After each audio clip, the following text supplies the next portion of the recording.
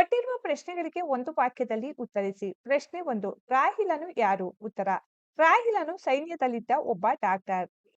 ಪ್ರಶ್ನೆ 2. ರಾಹಿಲನು ತುರ್ತು ಪರಿಸ್ಥಿತಿ ನಿರ್ವಹಣೆಗೆ ಭದ್ರವಾಗಿ ಹಿಡಿದುಕೊಂಡಿದ್ದೇನು? ಉತ್ತರ.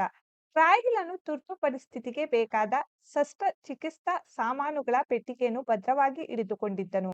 ಪ್ರಶ್ನೆ 3. ಗಡಿ ಪ್ರದೇಶಗಳಲ್ಲಿ ಬ್ಲಾಕ್ಔಟ್ ನಿಯಮವನ್ನು ಏತಕ್ಕಾಗಿ ಪಾಲಿಸಲಾಗುತ್ತಿದೆ? ಉತ್ತರ.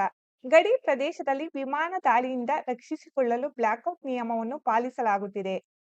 ಪ್ರಶ್ನೆ 4. ರಾಹಿಲನು ಮುದುಕಿಯ ಎದುರಿಗೆ ನುಡಿದ ಗಂಭೀರವಾದ ಮಾತು ಯಾವುದು? ಉತ್ತರ. ರಾಹಿಲನು ನಾನು ಯುದ್ಧ ಮಾಡುವ ಮೂರ್ಖರ ಕಡೆಯವನಲ್ಲ, ಸಂಕಷ್ಟಕ್ಕೀಡಾದ ಮನುಷ್ಯರ ಕಡೆಯವನು ಎಂದು ಮುದುಕಿಯ ಎದುರಿಗೆ ಗಂಭೀರವಾದ ಮಾತು ನುಡಿದನು. ಪ್ರಶ್ನೆ 5. ಯುದ್ಧದ ಬಗ್ಗೆ ಮುದುಕಿಯ ಅಭಿಪ್ರಾಯವೇನು? ಉತ್ತರ. ಎಲ್ಲರಿಗೂ ದೇಹಕ್ಕೂ ಮನಸ್ಸಿಗೂ ಗಾಯವನ್ನು ಮಾಡುವುದೇ ಯುದ್ಧದ ಪರಿ ಎಂಬುದು ಯುದ್ಧ